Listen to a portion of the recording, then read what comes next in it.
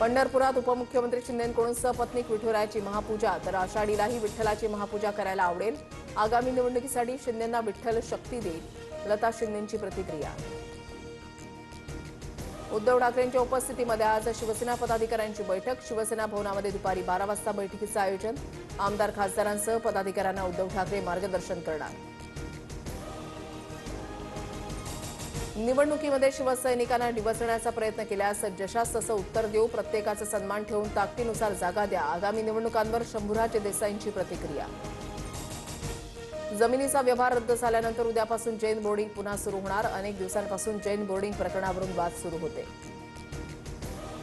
पलटण महिला डॉक्टर आत्महत्या प्रकरणामध्ये एसआयटी तपास करणार. महिला आयपीएस तेजस्वी सातपुते यांच्या नेतृत्वात एसआयटी स्थापन. तत्काळ तपास सुरू करण्याचे आदेश. पुण्यामधील गणेश काळे हत्या प्रकरणामध्ये चौघांना अटक. 6 गोळ्या झाडत कोयत्यानं वारही केले. थरार सीसीटीव्हीत कैद. आंदेकर कोमकर टोळी युद्धातून हत्या. कुख्यात गँगला शस्त्र पुरवठा केल्याप्रकरणी सिकंदर शेखला पंजाब पोलिसांकडून अटक. सिकंदरनं कोल्हापुरात काही शस्त्र विकली का तपास होणार, तर हिंदकेसरीमध्ये सहभाग घेता येऊ नये म्हणून गोवलं जात आहे. सिकंदरच्या वडिलांचा आरोप. मध्य आणि पश्चिम रेल्वेवर आज मेगा ब्लॉक. मध्य रेल्वेवर सीएसएमटी ते विद्याविहार, तर पश्चिम रेल्वेवर चर्चगेट ते मुंबई सेंट्रल ब्लॉक.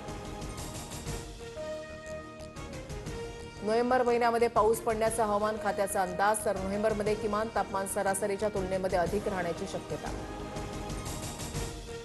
छत्रपती संभाजीनगरमध्ये जोरदार पावसानं शेतामध्ये पाणी साचलं. कापसासह इतर पिकं पाण्याखाली, तर बुलडाण्यातही ढगफुटी सदृश्य पाऊस. नदी नाल्यांना पूर. श्रीहरिकोटाच्या प्रक्षेपण केंद्रावरून इस्रो आज सर्वाधिक वजनाच्या उपग्रहाचं प्रक्षेपण करणार. विशेष करून हा उपग्रह भारतीय नौदलासाठी तयार करण्यात आलाय. महिला एकदिवसीय विश्वचषकामध्ये आज भारत विरुद्ध दक्षिण आफ्रिका महामुकाबला. क्रिकेट जगताला नवा विश्वविजेता मिळणार. नवी मुंबईच्या डीवाय पाटील स्टेडियमवर सामना रंगणार.